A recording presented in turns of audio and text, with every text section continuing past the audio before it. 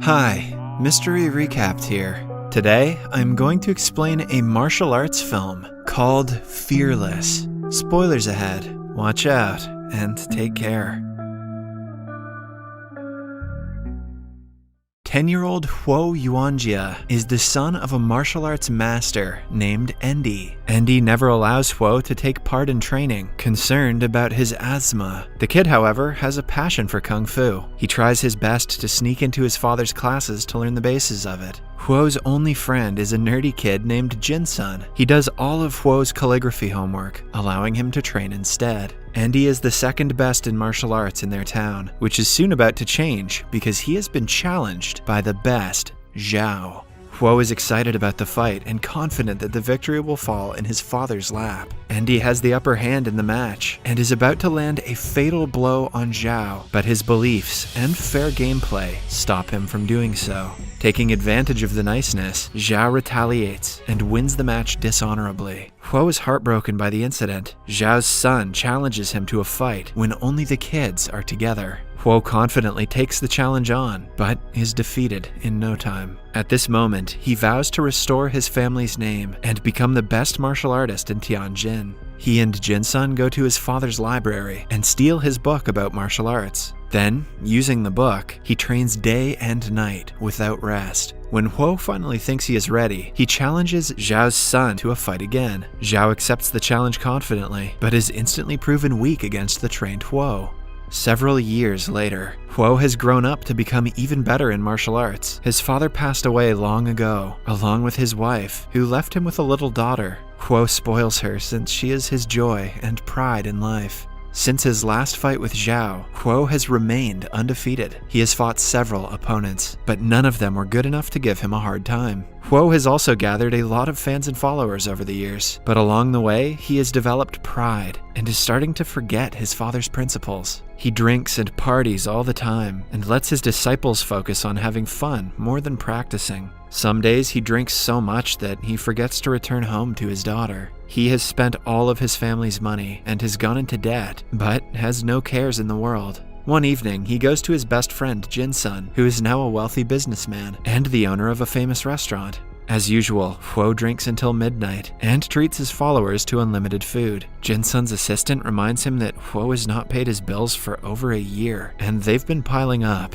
Later that night, Jinsun tries putting some sense into Huo. Jinsun knows that Huo's disciples only like him because he treats them to free food and drinks. He wants Huo to be conscious of his spending habits, but Huo thinks Jinsun is just being stingy. The following day, he bumps into his biggest rival, Qin. He is the only man who hasn't fought with Huo yet, since he has also defeated every opponent. Qin is considered the best in martial arts by many. They get into a slight altercation which hurts Huo's pride. He takes his anger out on his disciples, beating them up while they train. At night, one of his followers has to be brought to him in a stretcher. It turns out that Qin beat him up for some reason. Huo assumes that he did it out of spite and is filled with anger. In Jinsun's restaurant, Qin and his family are celebrating his birthday. Suddenly, Huo barges in with his people and starts drinking at a nearby table. Qin asks him to put their rivalry aside for the night because he doesn't want to fight, but Huo is in no mood to back down. Jinsun also tries to stop him, but is in turn insulted. In a fit of rage, he breaks up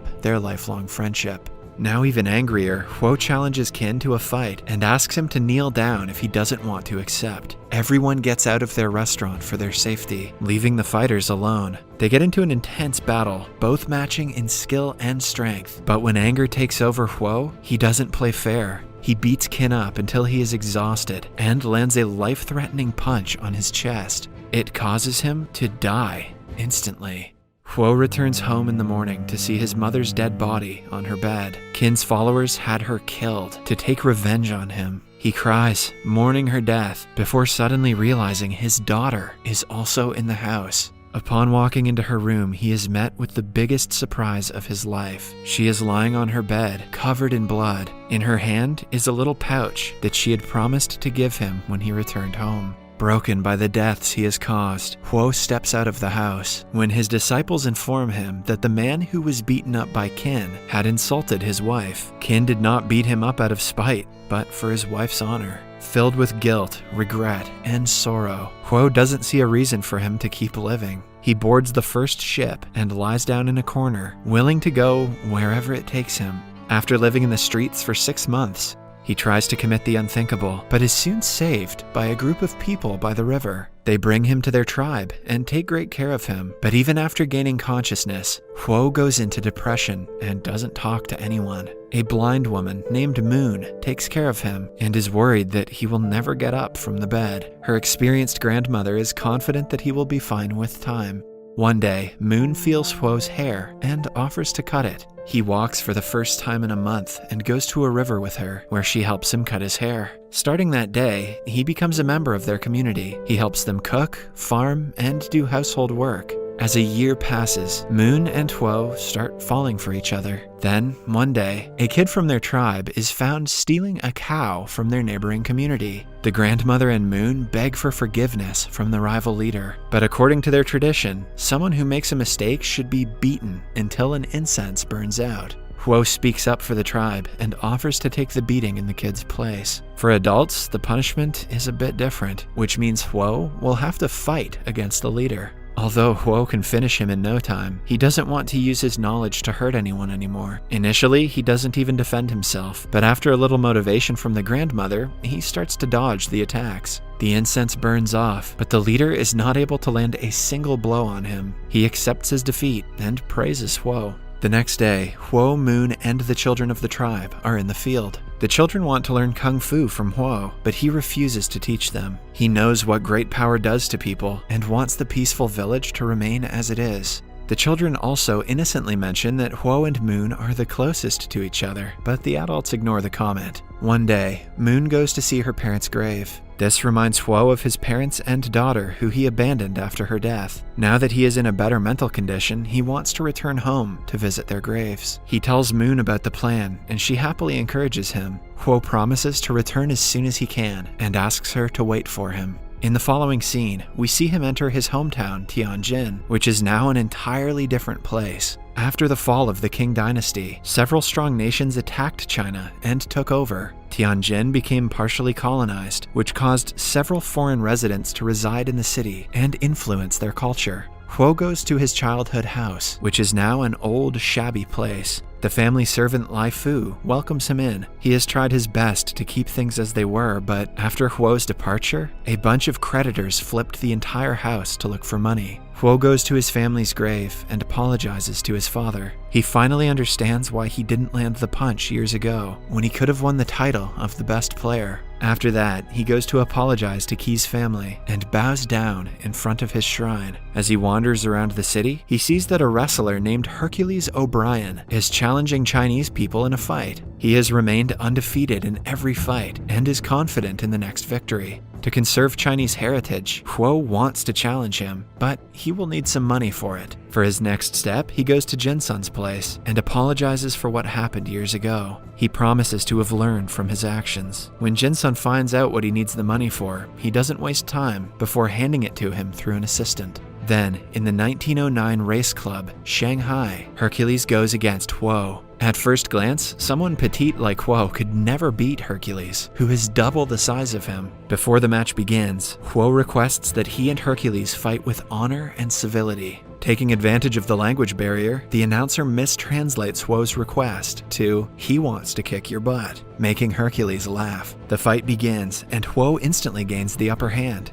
As the match gets intense, Huo saves the opponent from being impaled to nails on the side of the ring. As a good sportsman, Hercules accepts his defeat, making Huo the victor. Huo gains fame from the single fight and is called to Shanghai. He meets Jinsun there, who proposes they form Qinwu Athletic Association, a place where they teach Chinese students the art of Kung Fu. That way, even with the constant foreign pressure, they can preserve their heritage. Meanwhile, a group of officials from the foreign chamber is not fond of Huo's growing popularity among the Chinese public. They fear that his wins against the foreign fighters may trigger anti-foreign sentiments among the Chinese people. Hence, to make sure he loses in the ring next time, they propose a match between Huo and 4 foreign champions consecutively in a single day. The Japanese representative, Mr. Mita, promises to end Huo once and for all this time. Even though the challenge is difficult and is obviously a tactic to make him lose, Huo agrees to take part. One day, before the big fight, he meets his rival, the Japanese champion, Tanaka.